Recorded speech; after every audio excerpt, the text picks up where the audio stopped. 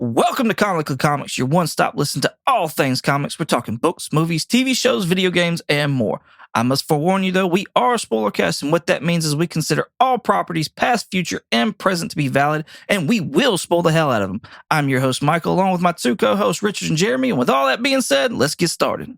All right, it is Sunday, May 11th. Happy Mother's Day out there to everyone who is blessed to still have a mother around and or is a mother that's listening to us. So hopefully you're enjoying this with your kids in your car ride to work, school, whatever the case is.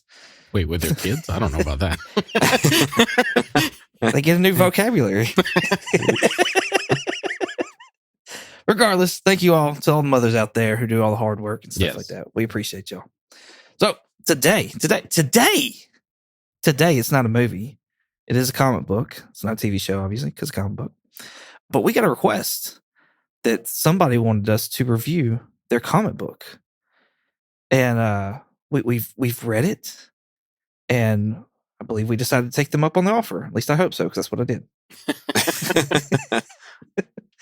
We got hit up by Max. Apologies if I pronounce your last name horrendously wrong, because I'm notoriously bad at this. But Ferrada? Yeah, I think that's how you pronounce it. And he has a comic book that's called Stellarlands. There's 2 issues that are out. He's from Australia. He obliged us with some digital copies. So this is not paid advertising or anything like that. And this is, he just reached out, asked if we do it. And we said, yeah, sure. Why not? Also want to give credits to, now Max wrote both issues. The artist on here is Ben Worrell. Apologies if I did that one wrong as well. Yeah, I think it's Worrell. I'm going to say, but I could be cover wrong 2 too. bases. I could be butchering it as well. So. Colors Wilson Go, letters SK, and editor is Katrina Rowitz. Rowitz, yeah, I think that's how you say it as well. I only did that because it sounded like poets. Yeah, yeah, exactly. This is published by Comics with an X Studio. Yeah. So, trying to give props to all the people that are part of this work because, I mean, there's a lot of work, a lot of hard work put into this. So, yeah, I was looking them up a little bit. The comics, it's spelled COMX. Yes. So. We have something in common already. Yes, exactly. And it seems like they did like a Kickstarter and stuff to get this like up and running. So nice. That was kind of cool. That is cool. I like that. I think that's pretty neat. Yeah. Absolutely. Cool. All right. Let me ask y'all, do y'all want to do Whelmings before each issue, or do you want to do it as a whole? Like, how do y'all want to do this? Because I was toying with the idea of maybe doing Whelmings after, but I know that's like off the course of what we normally do. So, yeah, I already wrote my Whelming like for each issue, but I'm fine with whatever. Yeah, I mean, I'm gonna have the Whelming for both issues, so it's just the same Whelming for both issues. So it really doesn't matter to me if we do. Okay, well, just par for the course as we did it before. So we're gonna go ahead and stick with the same thing. Okay. Same thing as always. All right. So issue number 1, we've got a character by the name of Anveliza,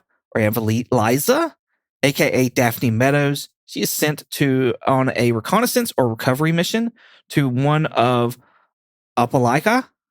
Yeah, sure. Moons, right? Look, your guesses, those are all made up names, so I'm just assuming that that's how you pronounce it. It's bad because I'm from, we're from Alabama, and I keep wanting to say Opelika. Yeah. Yeah. And so it's like very close to that.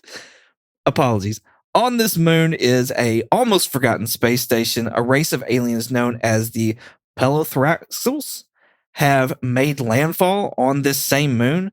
Anveliza must recover any left behind intel before the Pelothraxels army are able to find it. Can Anveliza complete this mission and on the low key? Because one of it was like, it's reconnaissance and all that other jazz. Yeah. So, Jeremy, Whelmings, what is your Whelming on this issue here? I will say that it's just whelmed. I found, honestly, like, I'm glad you gave the synopsis because, like, I found it still like hard to follow what was going on. Yeah. And again, like a spoiler, it's kind of the recurring thing between both of these issues. But yeah, but the artwork I thought was nice. It was very. It was just. It wasn't like anything too crazy, and it was. I like artwork that's a little bit brighter, and just so I enjoyed that from this one as well, and a little bit more defined. The one thing I noticed that like I was like, why is it not in here? Like there were no onomatopoeias or anything. So I was like, what? I was like, what happened there? But yeah, I mean, other than that, like I said, I was whelmed, and it just it was one that I just was struggling to really get into. So Got you.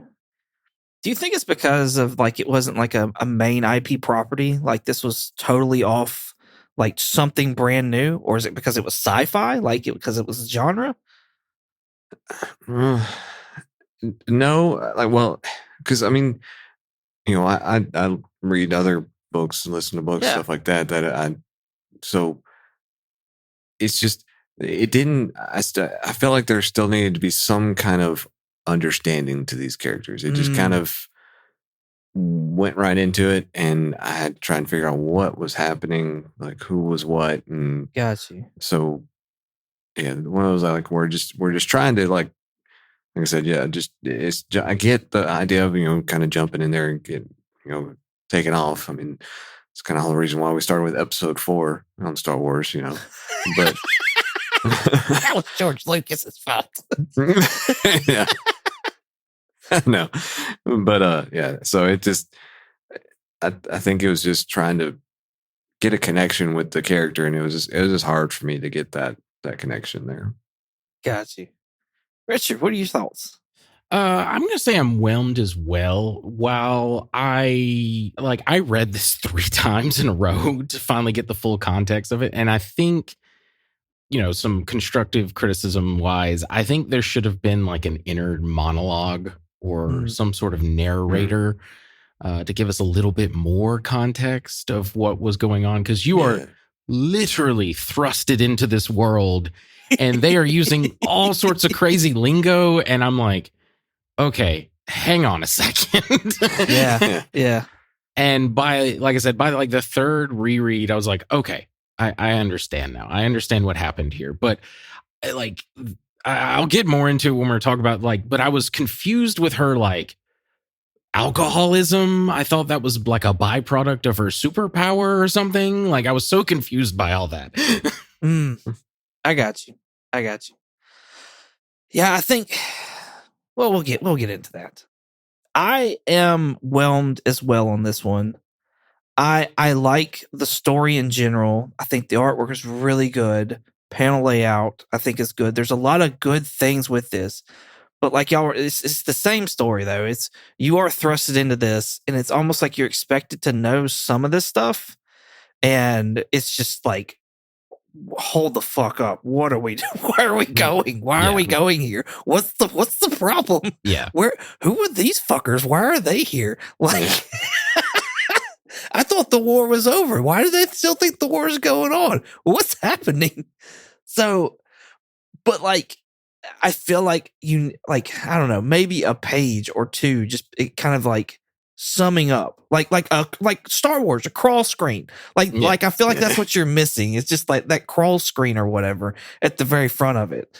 So, because like there was one of the things was that you kind of made me think of is the little girls that she meets, or I guess or whatever they are, the kids from that planet. The moon. It's like they almost got the vibe that they were like frozen in time or something. Like they were just waking up and like thinking that the war is still going, or I don't know. Like it was just kind of weird where they came from. So yeah, no, I think what it was is they weren't frozen in time. It's just they're on this remote planet, because that was the whole thing, is that base was been abandoned for whatever Oh, eons gotcha. from Yeah. that crazy war, which that's the other thing. That war was, when she was describing it, she's like, oh, we were fighting these guys and then these other guys showed up. So we teamed up with the old guys and then we started fighting them. And then some more guys showed up. So we all three teamed up and fought those guys. And I was like, what the shit is happening right now? But my personal take on all this, like, I could be reading too much into it, but I did read too much into it. I read it 3 times.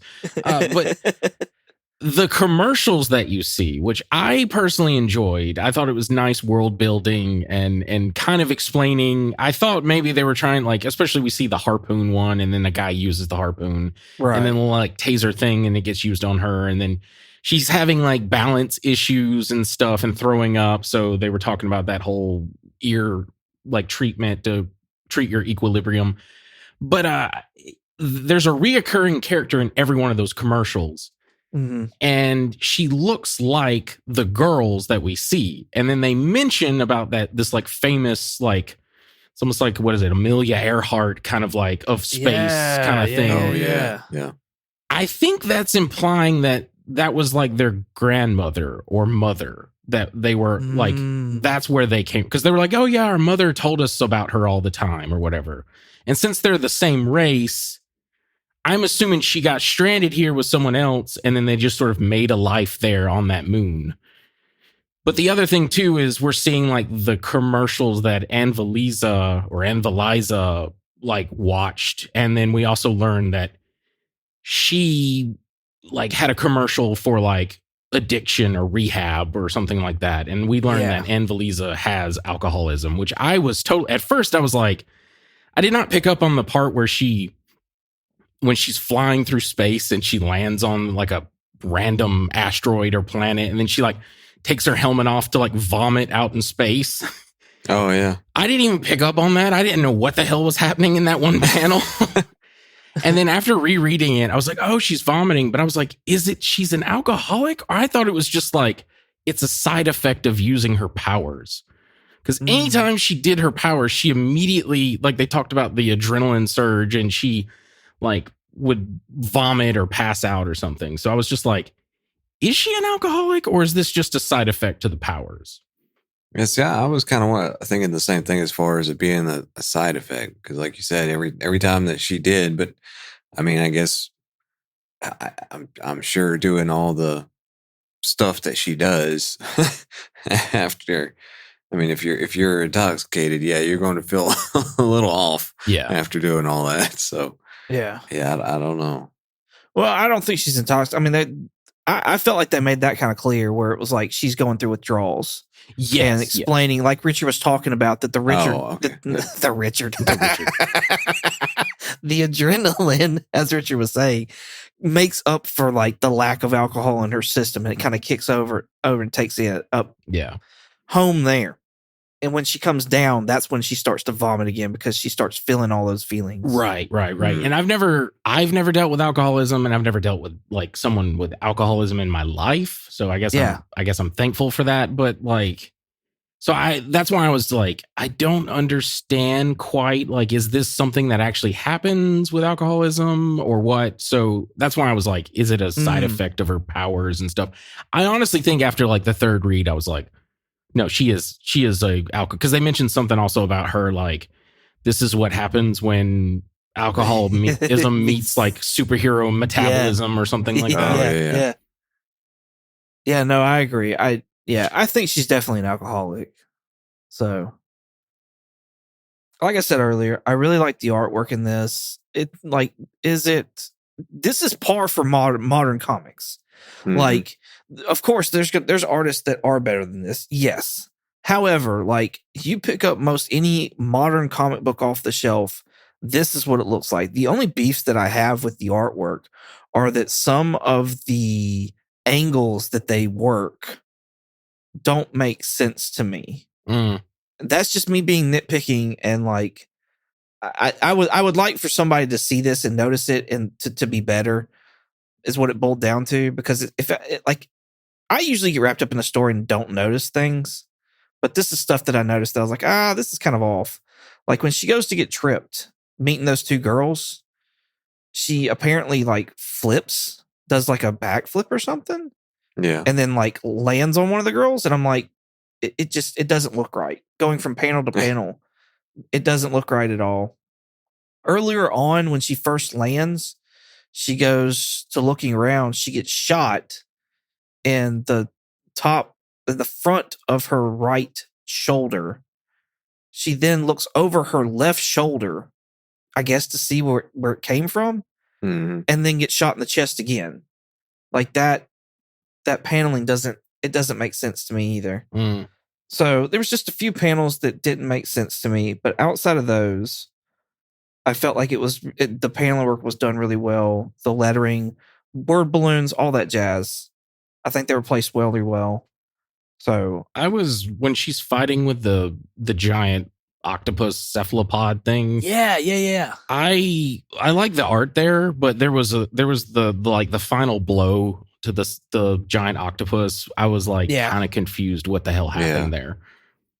I was too, honestly. That was one of the things I was thinking about too, is like, it just doesn't, I couldn't follow very well what was happening in that fight. Mm-hmm. To me, it looks like she jumped straight up and did an uppercut, is what it looks like to me. So, yeah. I apologize, Jeremy. I interrupted you. Please go ahead. Oh, no. You're fine. That was one of the ones that I thought looked a little awkward too, in that where the squid thing came and like, I guess, slapped her, and like she's doing like this falling backwards looking thing. Like her, it's a little odd. Like, but like her, like the leg placement and stuff like that, it looks a little awkward. But I mean, obviously you just got slapped by a gigantic tentacle. You're going to look a little awkward too. So yeah, I'm kind of with you though, Jeremy. Like, I didn't even notice it till you said that, but there are no onomatopoeias. Like there is no slaps or cracks, or especially with the snow. Like, this entire planet is snow, and there's no, you could have done crunching and stuff like that. I feel like some of these panels it would have maybe helped a little bit, but other ones it may have been too much, just because like some panels there's a lot of words, like a good bit of words. Well, not just that, but just a lot of panel. Like, they do a lot of like almost Watchmen-esque, where it's just like panel. Yeah. I will say, for a lack of onomatopoeias, though, they do make sure to like make impact marks. Yes. Like where the squid hits her, where she hits the squid, like when the bomb is thrown into the room with her and the two kids, like you see the ball like bounce, and it has this like splatter, not splatter, but like mini concussion, like explosion type, image. So you can kind of put your own like clink or whatever in there. I like, y'all were talking about the commercials earlier. I like the idea of the commercials, and I feel like the story that they were telling was good. I like the layouts of them and whatnot like that. However, I felt like they took me out of the story, even just to put me like right back in it, with like showing me, whatever it was, like the gun or something like that. So I don't know. When I first looked at it and read it, I was like, I kind of wish those weren't in here. But at the same time, like, y'all seem to have enjoyed them, and they seem to have helped y'all. So, well, I will say this: like, the first read, I was like, kind of the same way. I was like, what are we doing here? What happened? But yeah, like, this is one of those. It takes you reread it like a couple of times, and then you're like, oh, now I get it. Maybe I'm just stupid. I don't know. No, but I was the same way as you, honestly. So I was just like, okay. And then I got like, once I had the full scope of the story and understood the kind of world we're in and what we're all dealing with, I was like, oh, okay. So this ad's about like talking about how like she's got this equilibrium thing throwing off. And then the next one is about which was the next one? I'm trying to find it now. Was it the spear gun piece or whatever? Oh yeah, it was the shocking like stun gun thing. Yeah.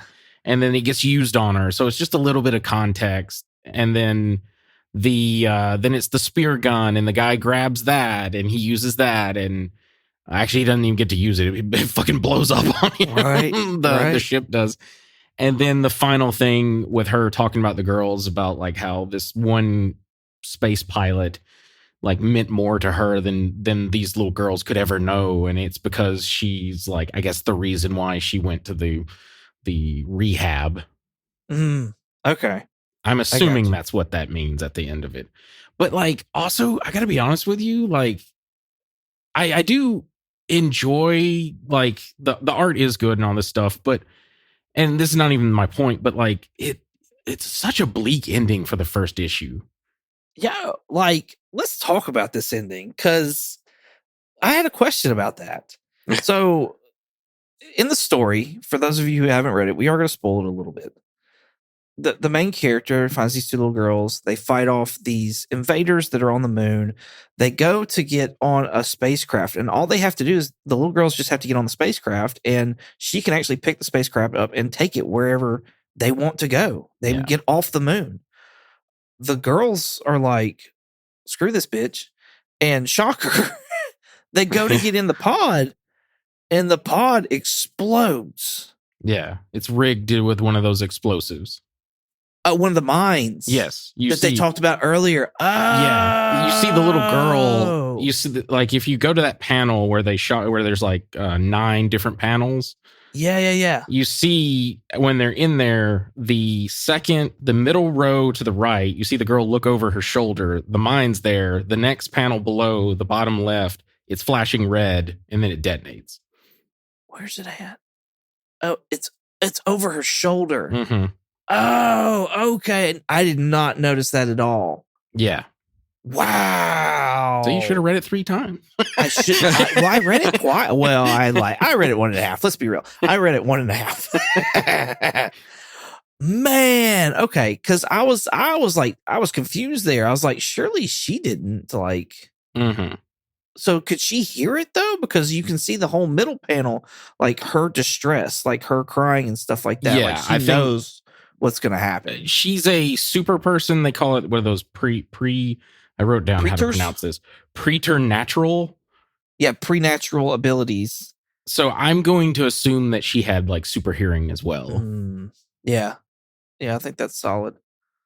But okay, that makes sense. But like, was she not going to go check it, make sure there was no bomb on it? Like, what's the?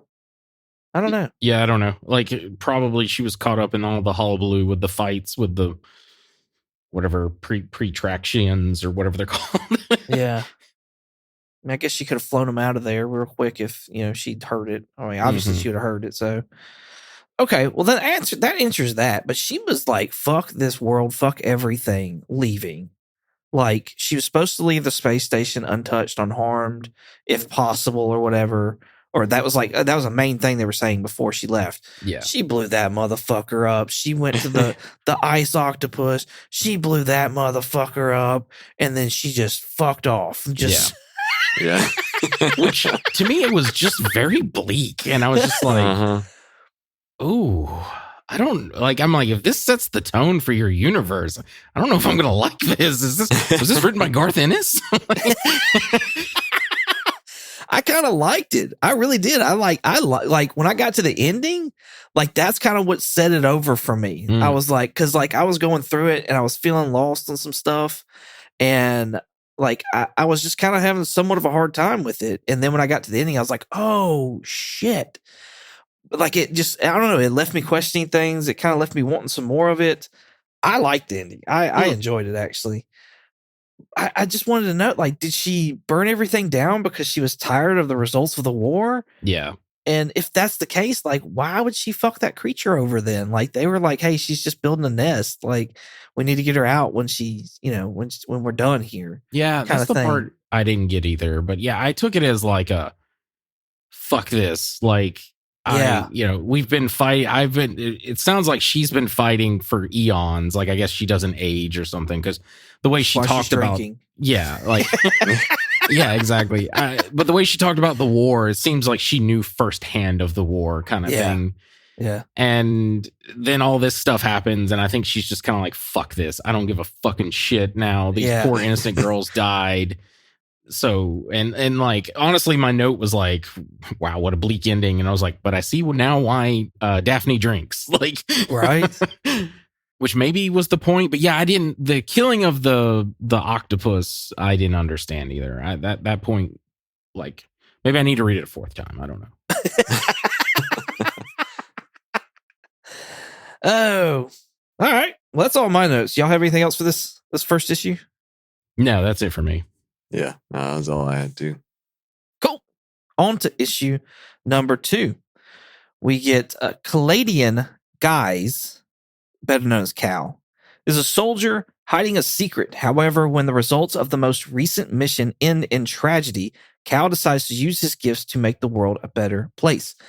Now, the reason my synopsis for this one is so short is because, honestly, I had more questions with this issue than I did the last one. Really? Yeah, I did. And so I'm hoping that y'all understood it far better than I can. Or I did.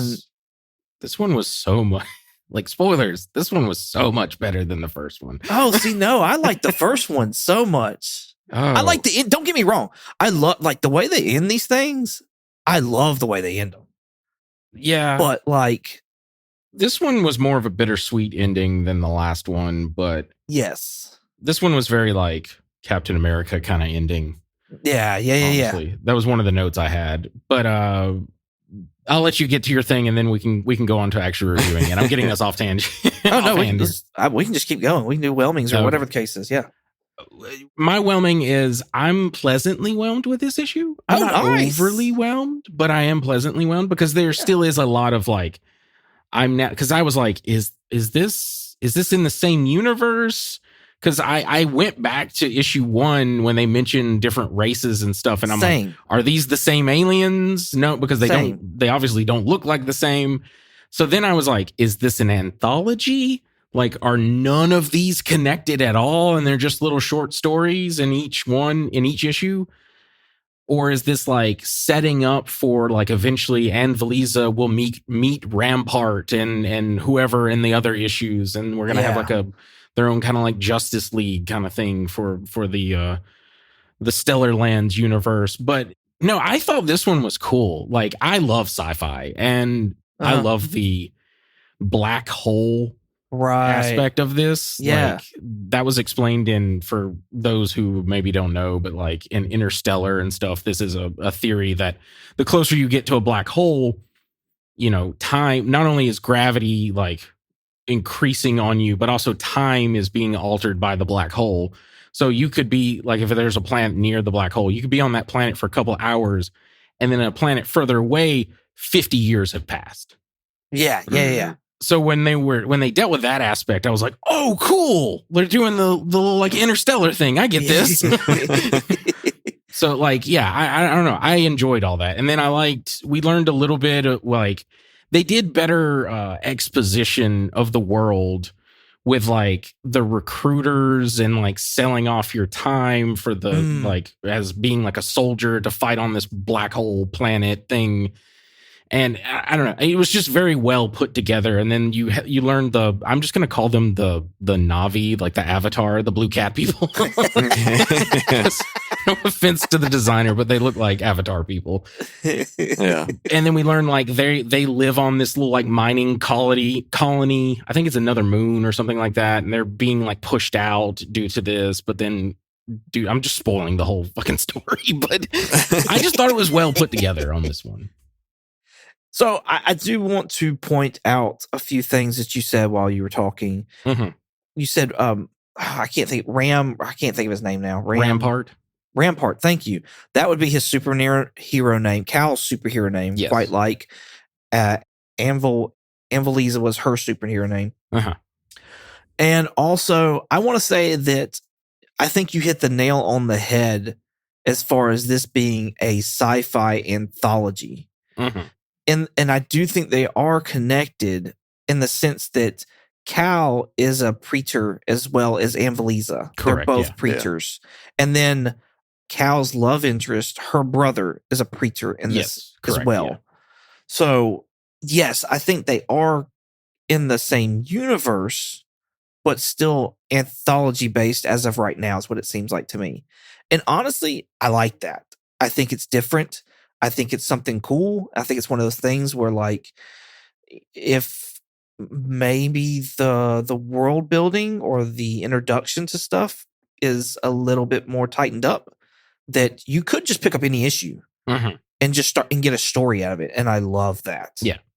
Yeah, it So- seems like they are doing the Stan Lee moniker of every issue, someone's first issue, which I do appreciate. I just thought the first one was clunkier than this one. This one felt more like they put more time in it to have everything sort of explained to you without like fully just having like someone do a huge exposition dump and be like, this is what's going on right now. Last time in the Amazing Spider-Man. Yeah, exactly. Jeremy, what's your whelming of this? I like I said, I'm whelmed. It was still like, it was one of those that I'm in a little bit in disagreement as far as it didn't flow very well to me. Okay. It was at the end, like towards the end, where stuff, I was like, oh, okay, this is kind of what was happening at the beginning a little bit. Like kind of, it was, I was still kind of lost in some of that stuff and figuring out, okay, who's doing what here and why are they doing this? So it still felt like it was jumping around some. So I couldn't quite put it all together until I was like finally towards the end. And like I said, at that point, I'm just kind of like, all right, what I need to figure, like need something to connect this. And like, so it's one of those like, well, why do I have to wait till all the way here to really try and start, kind of circling back around to this stuff a little bit or at least, and may have been like we said, like where I'm just, I'm just dumb about that kind of stuff and just can't figure it out. Like, so I do like what y'all were saying about the whole anthology stuff. Like I feel like it's partly a disadvantage on my side as far as not having read as much and like kind of understanding how different comics, like how the different those read and how differently people can write and things like that, and having the different worlds and things. So I do, and that's one of the things I've said before is I like being able to have a easy starting point and not just being like walking into the comic book store and just not knowing what the heck to do, kind of thing. So I do think that like what you were saying, as far as if they kind of tweak it a little bit more of making it flow a little better, making it understanding a little bit more of who's who in the neighborhood type thing. Right. Or was it who's who in the zoo? That was it. Sorry. What? I don't even know what you're talking about there. Oh, well, maybe that's just, I don't know. Maybe I'm getting that whole thing wrong. But anyways, I think with that, it'd be very nice, very refreshing to have that type of setup with the comic book. Yeah. I like your analogy of this kind of being walking into a comic book store, because for a new reader in a comic book store, it is extremely overwhelming. I remember going into the first comic book store when I got back into the hobby, not knowing stuff, like being an adult and walking in and being like, oh, fuck, I messed up. What am I doing? Yeah.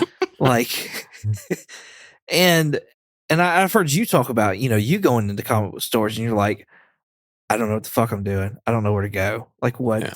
Like there's no roadmap. I feel like that's like that. Honestly, I feel like is a pretty good analogy. A little extreme on the sense of like I don't know what the fuck I'm doing and stuff like that, but just kind of being a little overwhelmed and like there's just so much at you at one time, kind of thing. So I'm kind of with you on that, because like I'm whelmed with the story.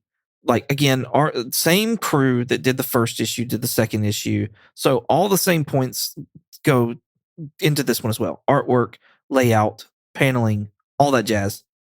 It's all good. All of it's good. The story is good. But I did feel like I didn't understand some stuff. And like I said, I'm hoping y'all can help me out with it. Like Cal's a soldier. First of all, I was hoping that the dome at the very beginning of the story that they're like checking out and stuff like that, I was hoping that was the space station on the moon that we just saw, Anvaliza, like go blow up. So I was Yeah. like, oh, is this like Mhm. before that? And I don't think it was, because it's Yeah, not a that- snowy planet, it was sand. Yeah, agreed. I thought, I wasn't hoping, but I was wondering if that's what it was. Is like, this is the war that Anne Valiza was referring to Yeah, like yeah, 50 yeah. years ago.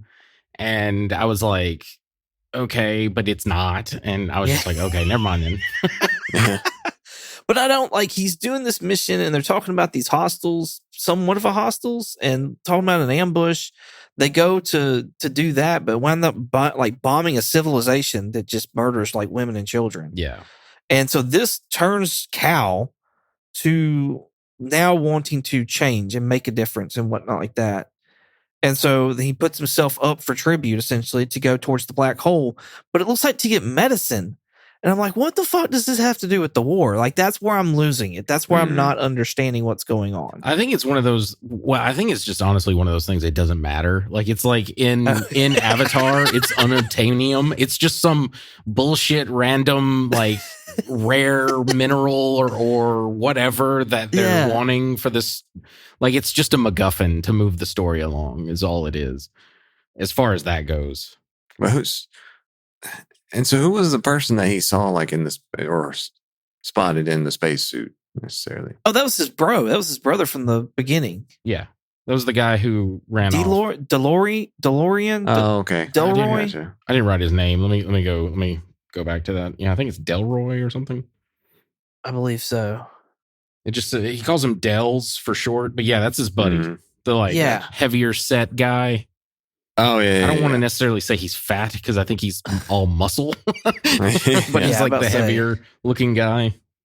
And he was the one that like they were working together and stuff. But then one night, he got to drinking and whatnot. Yeah, and disappeared. Left base and said he wanted to get out of his contract, and so that's what he wound up getting stuck over there. Mm-hmm.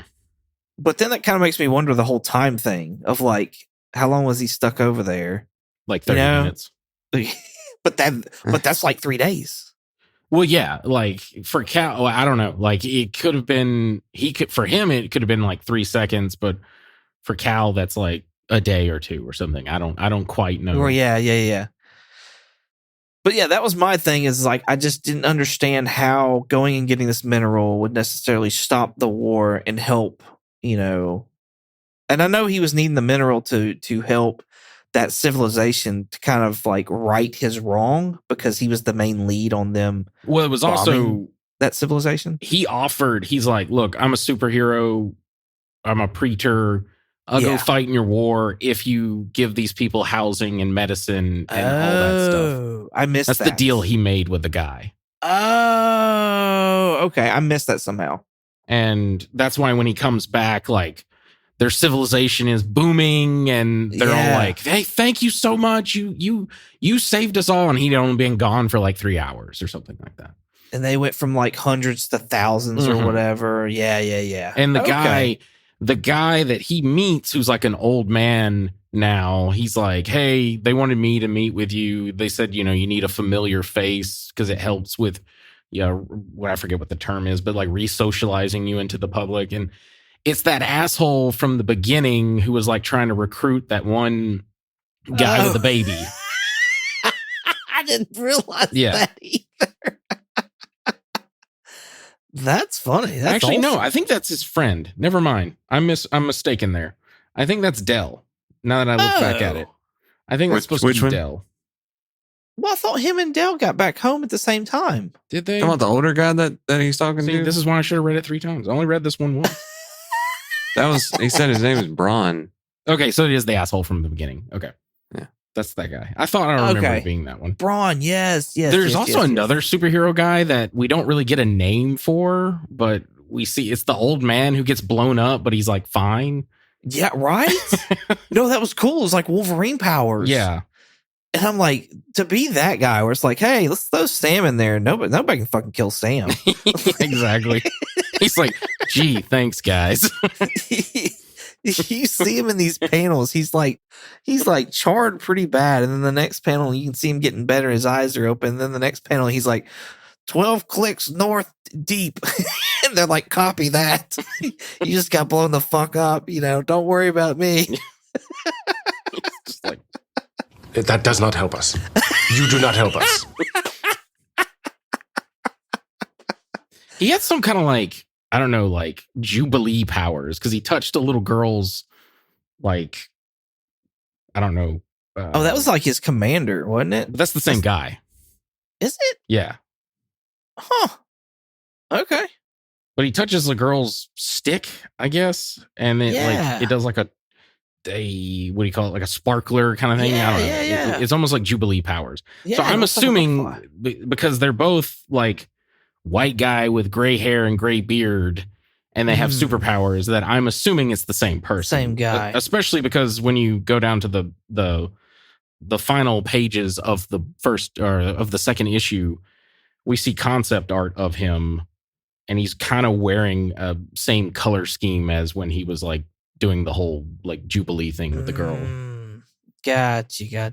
It's not outright stated, but I just assume, because most of the time with comics, especially comics like this, it's like if someone looks exactly the same, it's usually like, in other words, if it's an alien race and like they're both blue, it's like they're probably related kind of thing. It's just easier that way. Yeah. No, I think you're probably right. Cool. So I guess my thing is that like the one of the turning points in this book is where Cal and the alien from the other, it's sort of like a Romeo and Juliet type story. Yes. Where he has a somewhat of a fling with one of the aliens from the other race. Her name's McCallie. And her brother's Mbawe. Mwaba. Mwaba, thank you. Yeah, it's kind of like M'Baku, but it's Mwaba. Yes. And so like when he gets back, she's, lived her life essentially. And, he's crying about that, or he's emotional about that. Not in a bad way though. I guess just glad to see that she was able to live her life. Yeah. Is what I guess I'm taking it as. I don't know. Sometimes that's hard for me to sit there and convince me of such strong feelings of somebody in such a short amount of time, at least what it seems like in, this comic book. Yeah, to me this felt very like Captain America with Peggy. Like this was just straight up when Cap gets back and Unfrozen. Oh yeah. It's just that. But you want to talk about panel and art? The second to the last page with the 9 panels. Oh, yes. Of her aging through the years, but he's in the middle and it's like forms together his I love that. That's great. I thought that was he stays beautiful. Consistent. Yeah, I thought that was beautiful how they did that. I see, that's why I like it. I was like, oh, that's sweet. Like he loved her and he's glad that what he did helped her, but he's also sad because now he missed out on a potential life he could have had with her. That was it. That was the sad emotions. Yes. We've heard them before. Yes. Oh, that's funny. Okay, no, I think you've helped me with the story. So I mean, I like it. I mean, I like both of them. I think they're, I think if you're into sci-fi, I think you would enjoy this a lot. Like there's a lot of sci-fi stuff going on with just all kinds of stuff. The scenery, everything is like lots of sci-fi stuff. So, and that may be kind of like my issue a little bit, as I'm not as big into the sci-fi stuff. Like after you pointing that out earlier, and I've just been kind of pondering it. But yeah, I've never really been like a huge. I mean, I enjoy it, but not like my go-to thing. So that may be part of my issue there. Would you consider yourself a Trekkie? No. Yeah. Heck no. I've only seen like maybe 20 episodes. Maybe 20 episodes. And they're like combined minutes. Like actually, honestly, probably no. Not even 20. Like maybe 5. That's what I was gonna say. I was like, 20 episodes. That's kind of a good bit there. Yeah, like, I was about to say. No, like I honestly I don't know why I said, but yeah, because however many, I don't know how many episodes they have, but he meant 20 minutes of an episode. Yeah, 20 I was gonna say combined it's over probably however better. many. Yes. There's like a minute of 20 episodes. Do you consider yourself a big Star Wars fan? No, not a big Star Wars. I enjoy Star Wars. Enjoy Star Wars, yeah, which most people enjoy it. But yeah. I mean, I make sure to go to Star Wars Land when we go to Disney World. I have been down there, and they've built lightsabers twice now. So I mean, we really enjoy it, but I don't know all the ins and outs and all that kind of stuff. Yeah. So yeah, you may not be a sci-fi guy. So, and that would make sense. Like, that'd make a lot of sense on this because this is pretty deep sci-fi here.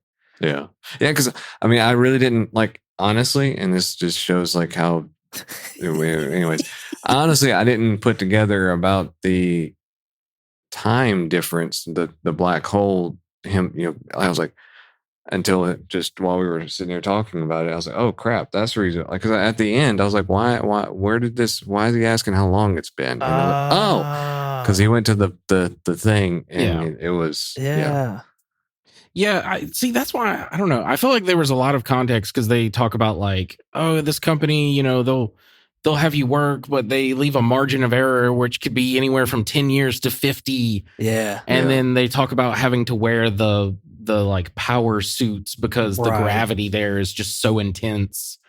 And then later on, when we see him as Rampart and he's on the planet, everybody else but him is in a gravity or not gravity suit, but an exoskeleton suit. Right. And I just assumed that was the planet that's close to the black hole. Yeah. Cool. Well, y'all got anything else y'all want to add to this? No, I just want to harp on just like, I think maybe the first issue just needed like just a little bit more tweaking. Like I said, an inner monologue, a narrator. I even would have preferred, like you said, like a crawling text or something, just a page to be like, this is the world of Stellarlands. Like maybe just kind of give us a little bit of like, these are what preators are and whatever. But that's the only thing I think if I were to give any kind of like constructive criticism. But honestly, I have no notes for issue 2 personally. Yeah. Mine was just trying to understand the story. And I feel like talking to y'all helped out a tremendous amount. And I feel a lot better about it now. So, yeah. Yeah. Which to me can be a good and bad thing. As far as like, if you're going in just to read a story and you get it, and especially one like this that is not going to be widely known, you're going to get it and be like, I don't know what I just read. I don't know what's necessarily going on. So it doesn't, but at the same time, it doesn't have the pull of like trying to figure out, like have a suspense there kind of thing, like where you're like, hey, what's about to happen? I want to know what's going on kind of thing. Yeah. It's more of a I don't know what just happened kind of thing. Got you. No, I could see that point, like for sure. Because if like, if you don't have a group of people that are reading all at the same time, like that's, that is kind of a valid point. Yeah. So cool. Well, if y'all are done, then I'm done. Yeah. That's all I had. Sorry. I don't know where I was going with that, but I was going to sit there and say, yo, Max, thank you so much for reaching out to us and giving us this opportunity to sit there and review your work. I enjoyed it. I was an honor to be able to sit there and look it over and read it and do a review of it. So thank you so much for giving us that opportunity. We greatly appreciate it. Yes. Hope you take our comments as compliments and as, constructive criticism and not us bashing it at all, because that was not our intent. So apologies if we did come off that way. And thank y'all so much for listening out there in podcast land and enjoying and checking this out. We'll have links, I'm sure, in the show notes or something like that to where you can go and check out Max on Instagram or Stellarlands on Instagram. I think they got a handle for both of those, and find out where you can get your physical copies, your digital copies. I think you can get the comic on comx.net.au. Nice. I'm pretty sure you can pick it up there. I was doing a little Google foo earlier today. Google foo, yes. They are Aussies, from my understanding, so they will be coming. So no telling what the shipping is going to be like on that. That's probably as long as the Huntsman spiders do not come with the comic, everything will be fine. You can keep those in Australia. Man, I don't know if it's the same spiders, but I've seen them like burning webs in their front yards and shit like that. And I'm like, fuck living in Australia. That is like Jumanji. That is straight up Jumanji. It is a bit terrifying. It looks like a beautiful country I've always wanted to visit, but then I see the huntsman spiders, which I know are not venomous, but they are very friendly with humans, and I have arachnophobia, so I'm like, that is one country I will never visit. No, same. I would love to go, but then I've seen all the things that like look like they could kill you, and I'm like, yeah. Oh. And honestly, with Australia, most of them can. Oh, because don't they have like the box jellyfish too? So like, and they have great whites and yeah. Well, they like, also have that. I'm an ocean guy. There's like a tiny yellow octopus that's like super poisonous, and it can kill you. It's like it's just on the beach, and you could like step on it, and it'd kill you. And they do have like big, giant, actually poisonous spiders there, not just the huntsman. So anyway, also crocodiles and whatever else, kangaroos. I just know y'all are some tough sons of bitches that stay there. What bin chickens, I think is what they call some of their I can't remember. And drop bears or drop pandas, or I forget what they call the koalas. I think it's drop bears. The idea of fighting a kangaroo sounds fun, but I promise you I would be terrified and probably shit my pants if a kangaroo like came up and like threw hands on me. Oh like, yeah, no, they will fuck you up. Exactly. They look like they take roids.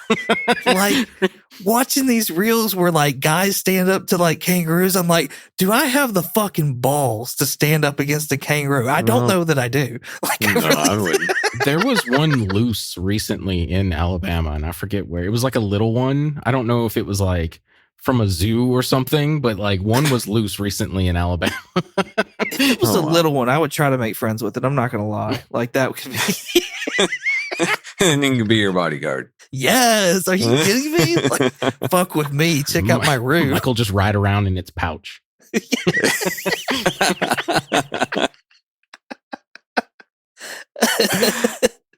All right. In the meantime, between now and Australia, Jeremy, where can they find you at?